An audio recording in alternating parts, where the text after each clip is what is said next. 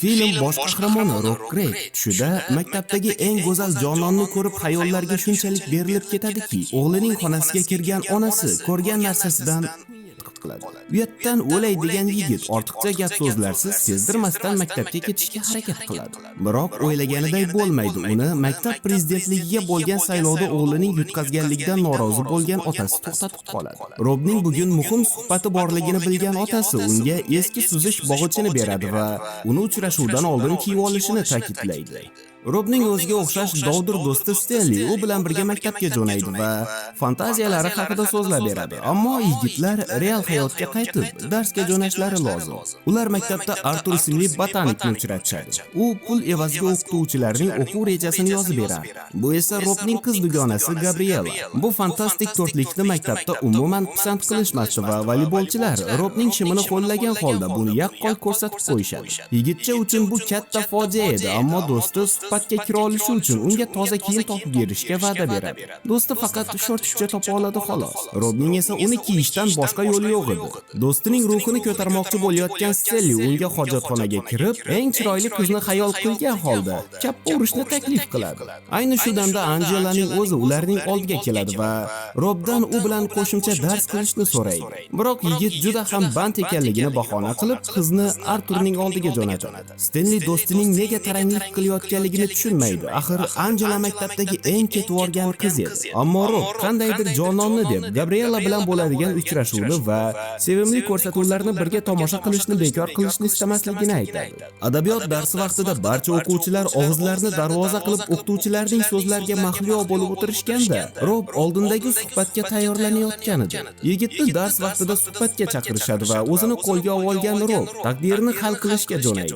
Gabriela do'stini direktor xonasigacha kuzatib qo'yishga chiqadi va yo'l-yo'lakay sevimli ko'rsatuvlarni muhokama qilishadi. O'rinbosar o'zini yigitchaning g'alati kiyinib olganligini ko'rmaganga solib, uni yaxshi kutib oladi. U do'sti Stenli uyatsiz rasmlar chizgan qog'ozni Robdan olib qo'yadi va uni axlatga tashlab, unga o'zini yig'ishtirib olishini aytadi. Yigitcha suhbat chog'ida uning ota-onasi Jorj Taunni bitkazganliklari haqida aytadi. Bu so'zlardan so'ng marhum xotini haqida eslab qolgan o'rinbosar ko'z yosh qila ketadi. Boshqa savollar ham unda shunday reaksiyaga sabab bo'ladi va Rob unga burnini qoqishi va o'ziga kelib olishi uchun otasi sovg'a qilgan bog'ichni beradi, ammo bu foyda bermaydi. Suhbat bir tiyin bo'ldi va Rob hech balosiz qaytdi. Angelani ko'rib qolgan Rob uning taklifini o'ylab ko'rganligini va u bilan birga tayyorlanishga roziligini aytadi. Yigit hech bo'lmasa shu uning kayfiyatini ko'tarishiga umid qilardi. Rob Gabrielaga rostini aytmasdan sevimli ko'rsatuvlarni birga ko'rish uchun shunchaki kayfiyat yo'qligini aytadi. Darsdan keyin ikki dumbul Angela bilan bo'ladigan mashqlarga tayyorlanish uchun dorixonaga kelishadi va yigitcha bulbulchasiga katta o'lchamdagi 3 ta boshmoqchani oladi.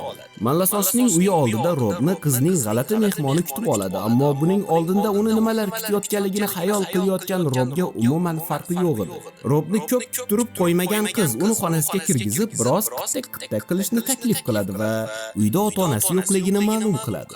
Dumbul shunda ham og'zini ochib o'tiravergach, qiz barchasini o'zi qilishga qaror qiladi va yigit o'tgan kuni tongda bo'lgani singari o'z kravatida uyqudan uyg'onadi. Hammasi mayda detallargacha aniqlik bilan qaytalanadi. Ota bilan suhbat, uning eski bog'lag'ichi va rasvo choyshab sabab jahli chiqqan ona.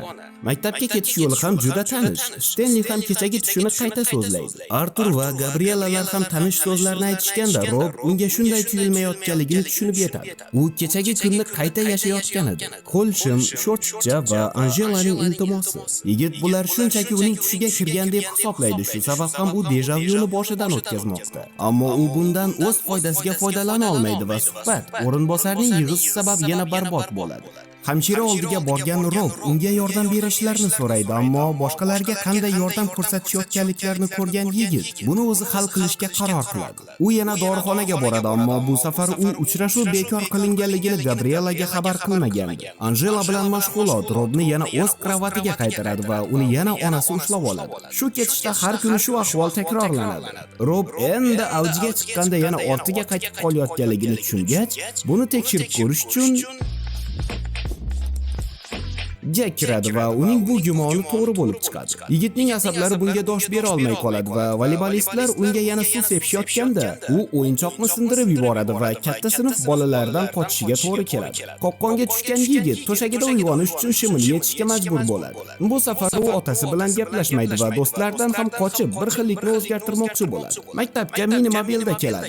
Dars va suhbatga kirish o'rniga Gabriela bilan birga chekish uchun maktab avtobusiga kiradi. Temadan chakishib o'tirgan do'stlar 3-sinfda tanishganliklarini eslashadi va qizga qarab qolgan Rob Gabriela bilan birga sevimli ko'rsatuvlarni ko'rish o'rniga bir necha bor Angela bilan uchrashishni afzal ko'rganligini o'ylab xijolat chekadi. Vaziyatdan foydalanishga qaror qilgan Rob ko'p yillik orzusini amalga oshirishga bel bog'laydi. Bu esa o'qituvchilar hojatxonasida hojatini chiqarishidir. Bundan so'ng yigit dugonasini maktab bo'ylab sayr qildiradi va suhbatdan umuman xavotir olmaydi va tabiiyki yana yiqiladi. Ochiqxona yonidan o'tib ketayotgan Rob u yerga kirib adabiyot darsi bo'layotganligini ko'radi va yana bir orzusi haqida eslab qoladi. Xonaga kirgan yigit o'qituvchisining barcha mahliyo bo'luvchi so'rg'ichlarini qanchalik kattaligini tekshirib ko'radi. Buni ko'rgan sinfdoshlari esa vah qo'yadi. Yigit vobshim o'zidan ketib qoladi va uni 4-sinfda xafa qilgan Sallidan o'ch oladi. Biroq bu safar oshirib olganga o'xshaydi. O'rnidan turgan qiz yigitning po'qini chiqaradi va oyoqlari orasidagi kelajagiga Jackie Chan zarbasidan beradi. Bir kunda shuncha mashmasha chiqargan Robni direktor oldiga kirgizishadi. Yigitga uni jiddiy suhbat kutayotganligini, bu yerga politsiya va o'g'illarining nimadir iste'mol qilganligiga ishonayotgan ota-onasi kelayotganligini ma'lum qilishadi. Rob hojatxonaga borishga ruxsat so'raydi, ammo direktor tavakkal qilmaydi va politsiya kelmaguncha joyidan qo'zg'almaslikni buyuradi. Bundan so'ng Rob o'tirgan joyida katta urib yana o'z to'shagida uyg'onadi. U qo'llarini shimi ichiga tiqib silliqlash uchun mayonezdan foydalanadi. Direktor ortida nima bo'layotganligini sezib qoladi va janjal ishi boshlanadi. Rob qizlar xonasiga qochib kiradi va ortiga qaytishga harakat qiladi, biroq Sallining zarbasidan so'ng bulbulchaning mazasi qochganga o'xshaydi. Stenli qo'ldan kelgancha yordam bermoqchi bo'ladi, ammo buning foydasi bo'lmaydi va Rob taslim bo'lishga qaror qiladi. Yaxshiyamki Sallining navbatdagi zarbasi bu muammoni hal qildi. Hammasi qaytadan boshlanadi.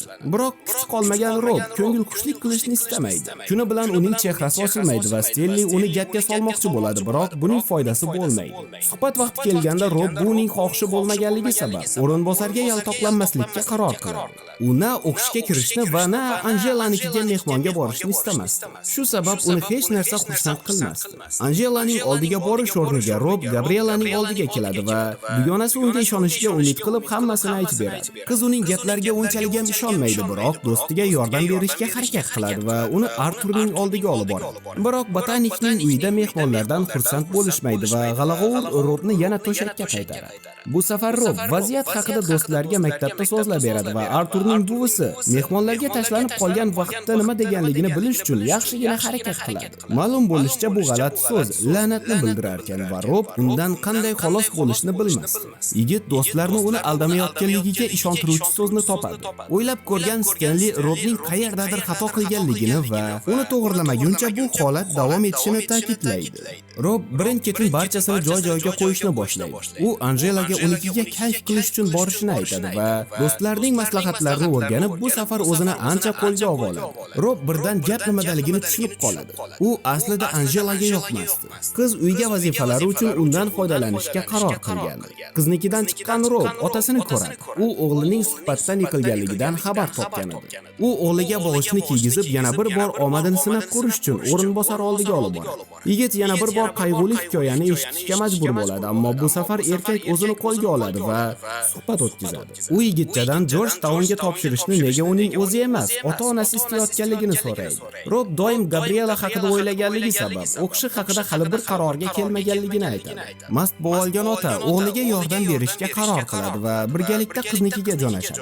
Rob derazadan Gabrielaning xonasiga kiradi va Angela bilan o'rtalarida hech narsa bo'lmaganligini aytadi. Ammo bu qizni qiziqtirmasdi. U do'stidan ketishini so'raydi. Yigit bundan bosh tortganidan so'ng qiz do'stiga to'shakka yotishni taklif qiladi va uning shimini yechishga harakat qiladi. Bu vaqtda qizning otasi xonaga kiradi. Rob o'zini qo'lga oladi va otasi oldida uning qizini sevishini aytadi. Bundan so'ng esa uyiga jo'nab, ertaga hammasini qaytadan boshlashni reja qiladi. Gabriela nihoyat do'stining ko'zini ochish uchun unga birga qolishni taklif qiladi. Hammasi ko'ngildagidek o'tdi deyish qiyin, ammo Rob kechagi kunga qaytib qolmaydi va fontan otilganidan so'ng u qizchasining yonida qoladi. Uning la'nati g'oyib bo'ldi. Shu bilan film tugaydi.